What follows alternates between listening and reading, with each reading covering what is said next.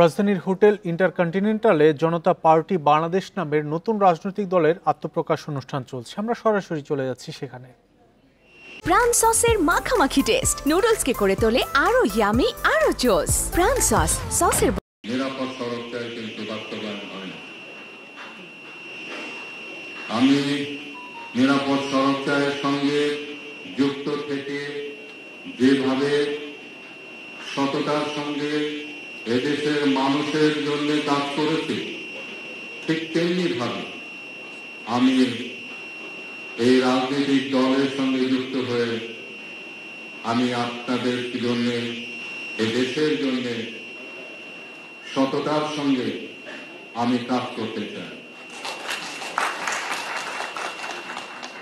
আমি আশা করব যে আপনারা আমার এই কাজে সহযোগিতা করবেন, আমাকে উৎসাহিত করবেন, আমার ভুল ত্রুটি ক্ষমা সুন্দর দৃষ্টিতে দেখবেন এবং আমাকে সবসময় অনুপ্রাণিত করবেন।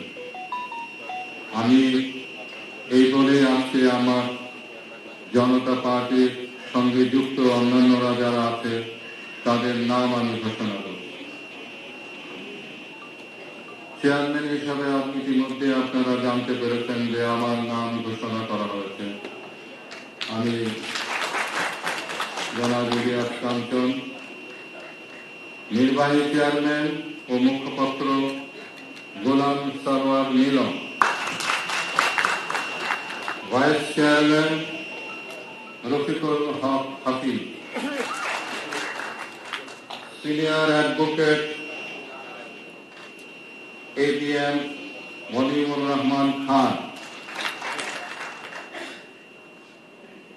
রেহানা সালাম, অ্যাডভোকেট মোহাম্মদ আব্দুল্লাহ, MA ইউসুফ এবং নির্মল চক্রবর্তী। সামনে মহাসচিব শওকত মাহমুদ, সিনিয়র যুগ্ম মহাসচিব M আসাদুজ্জামান, যুগ্ম মহাসচিব অ্যাডভোকেট ABM রফিকুল হক তালুকদার রাজা, আলামিন রাজু, নাজমুল আহসান, সমন্বয়কারী নুরুল কাদের সোহেল,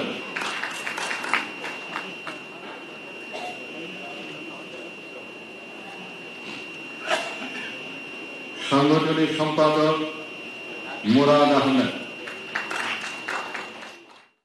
চিত্রনায়ক ইলিয়াস কাঞ্চনের নেতৃত্বে নতুন রাজনৈতিক দল জনতা পার্টির আত্মপ্রকাশ অনুষ্ঠান চলছে। আমরা তখন ছিলাম সেখানে।